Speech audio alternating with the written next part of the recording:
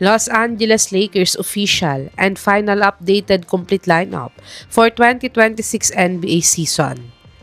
Point guards: Nick Smith Jr., new two-way contract player, 6'2", 185 pounds, 21 years old, 9.9 points, 2.1 rebounds, 2.4 assists, 34% three-point shooter, 93% free throw shooter in his 2024-2025 NBA season averages. Bronny James Jr., sophomore, 6'3", 210 pounds, 20 years old, 11.5 points, 2.3 rebounds, 2.7 assists, 0.8 steals, 29% three-point shooter, 81% free throw shooter in his 2025-2026 NBA Summer League averages. Gabe Vincent, 6'2", 200 pounds, 28 years old, 6.4 points, 1.3 rebounds, 1.4 assists, 0.7 steals, 35% three-point shooter, 71% free throw shooter in his 2024-2025 NBA season averages.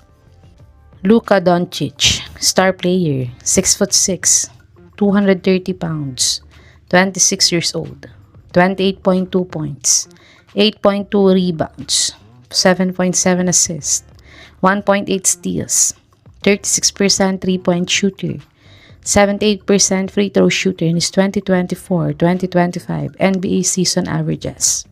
Shooting guards: Marcus Smart, new player via free agent signing, 6'3", 220 pounds, 31 years old, 9 points, 2.1 rebounds, 3.2 assists, 1.1 steals, 34% three-point shooter, 76% free throw shooter in his 2024-2025 NBA season averages.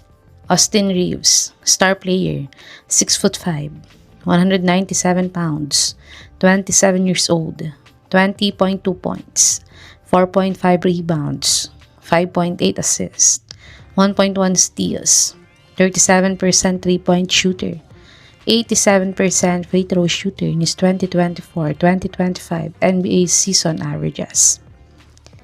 Chris Mannion, new two-way contract player, 6'5", 209 pounds, 23 years old, 9 points, 4.3 rebounds, 1.9 assists, 1.6 steals, 28% three-point shooter, 67% free throw shooter in his 2025-2026 NBA Summer League averages.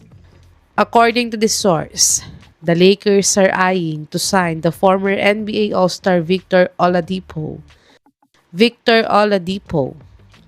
Pending signing, 6'3", 213 pounds, 33 years old, 10.7 points, 3 rebounds, 3.5 assists, 33% three-point shooter, 74% free throw shooter in his 2023-2024 NBA season averages.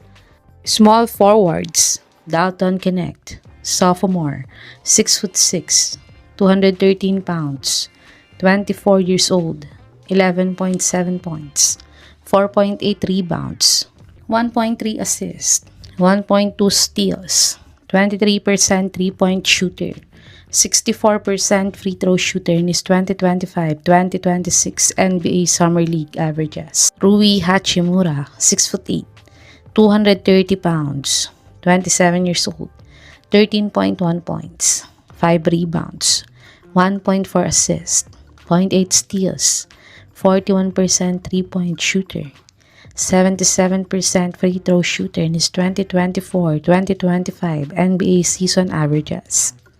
Jake LaRavia, new player via free agent signing, 6'7", 235 pounds, 24 years old, 6.9 points, 3.9 rebounds, 2.4 assists, 42% three-point shooter, 67% free throw shooter in his 2024-2025 NBA season averages.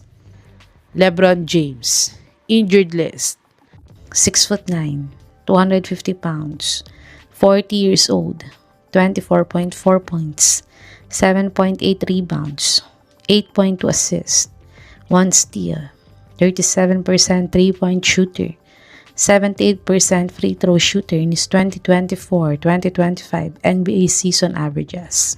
Power forwards: Maxi Clever, 6'10", 240 pounds, 33 years old, 3 points, 2.8 rebounds, 1.3 assists, 0.5 blocks, 26% three-point shooter, 76% free throw shooter in his 2024-2025 NBA season averages.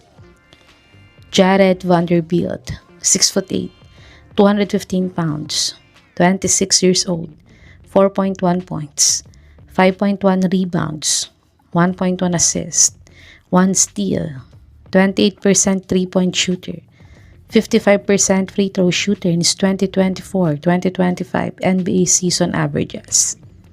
Adutiero, rookie, NBA 36th draft pick, 6'8", 220 pounds, 21 years old, 15.1 points, 5.8 rebounds, 1.9 assists, 1.6 steals, 25% three-point shooter, 68% free throw shooter in his 2024-2025 Arkansas Razorbacks season averages. Centers: Jackson Hayes, 7 feet, 220 pounds, 25 years old, 6.8 points, 4.8 rebounds, 1 assist, 0.9 blocks, 72 field goal percentage, 62% free throw shooter in his 2024-2025 NBA season averages.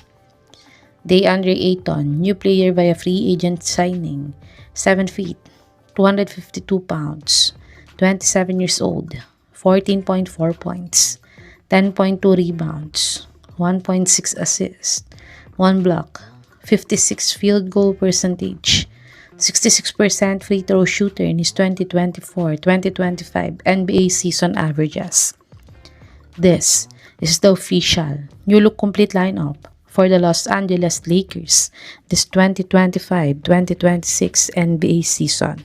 Christian Caloco, 2-way contract, 7'1", 230 pounds, 25 years old, 2.4 points, 2.5 rebounds, 0.4 assists, 0.4 blocks, 60 field goal percentage, 71% free throw shooter in his 2024-2025 NBA season averages.